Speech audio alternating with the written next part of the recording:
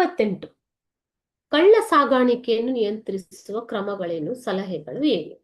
ಕಳ್ಳ ಸಾಗಾಣಿಕೆ ಅಂತಂದ್ರೆ ಆಮದು ರಫ್ತು ಸುಂಕವಿಲ್ಲದೆ ಬೇರೆ ವಿದೇಶಕ್ಕೆ ವಸ್ತುಗಳನ್ನ ಕಳಿಸುವುದು ಮತ್ತು ಅಲ್ಲಿಂದ ತರಿಸಿಕೊಳ್ಳುವುದು. ಓಕೆನಾ?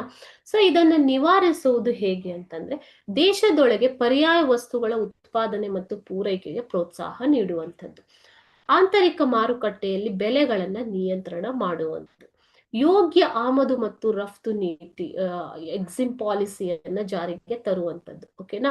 So AXM Exim policy, export import policy ಅಂತ ಕರಿತೀವಿ, ಅದನ್ನ ಜಾರಿಗೆ ತರುವುದು, ಉತ್ತಮ ವಿದೇಶಿ ವ್ಯಾಪಾರ ನೀತಿಯನ್ನ ಜಾರಿಗೆ ತರುವುದು, ಕರಾವಳಿ ಗಸ್ತು ಪಡೆಯ ಕಟ್ಟುನಿಟ್ಟಿನ ಕಾರ್ಯಾಚರಣೆಯ ಮೂಲಕ ಸ್ಮಗ್ಲಿಂಗ್ ಅನ್ನ ಅಥವಾ ಕಳ್ಳ ಸಾಗಾಣಿಕೆಯನ್ನ ತಡೆಗಟ್ಟಬಹುದು, ಆರ್ಥಿಕ ಅಪರಾಧಗಳಿಗೆ ತಕ್ಕ ಕಠಿಣ ಶಿಕ್ಷೆಯನ್ನ ಜಾರಿಗೊಳಿಸುವುದು.